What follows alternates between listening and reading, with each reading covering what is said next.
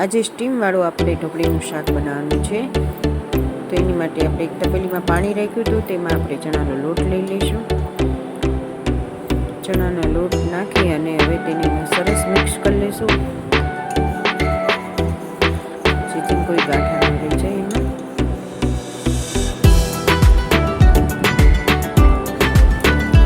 Mix થઈ ગયું છે. હવે તેમાં આપણે ડુંગળી, ટમેટા અને લીલા મરચાં લીધા હતા, તે આપણે કરશું ઝીણું ઝીણું સુધારવાનું સાવ.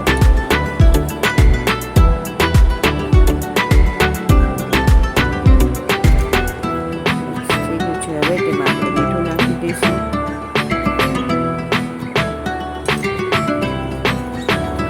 હળદર પાવડર લઈશું, ધાણા જીરું પાવડર લઈશું, લાલ મરચું થોડુંક લઈશું, પછી હિંગ નાખશું અને મિક્સ કરી દઈશું. મિક્સ સરસ રીતના કરી લેવાનું.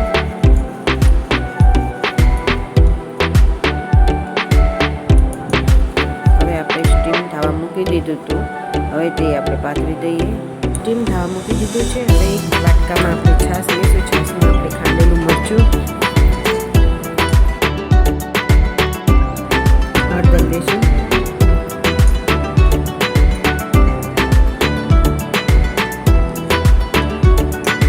મીઠું લઈશું.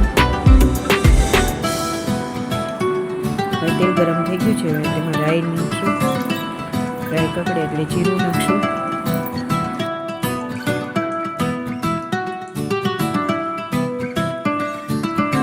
લાલ મરચાં નાખશું.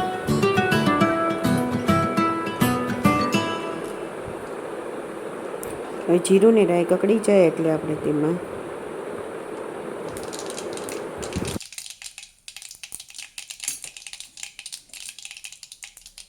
છાશમાં આપણે મિક્સ કર્યું હતું તે નાખશું.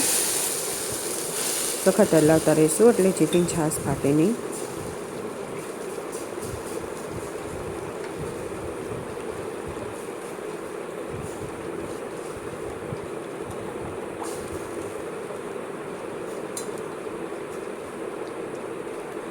સરસ હલાવી લીધું. હવે તેમાં આપણે થોડુંક પાણી એડ કરશું. હવે તેને આપણે ઉકળવા દઈશું થોડીક વાર.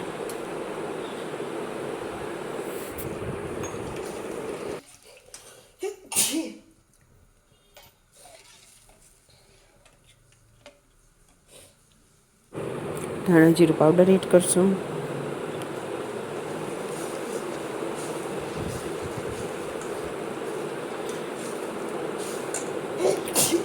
હવે તેને થોડીક વાર કરવા દઈશું. પછી એમાં ખાંડ આપણે એડ કરશું.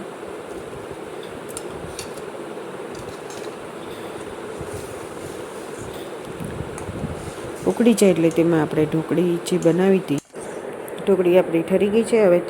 હવે આપણે ઢોકળીને એડ કરી દઈશું. તૈયાર છે રજવાડી ઢોકળીનું શાક.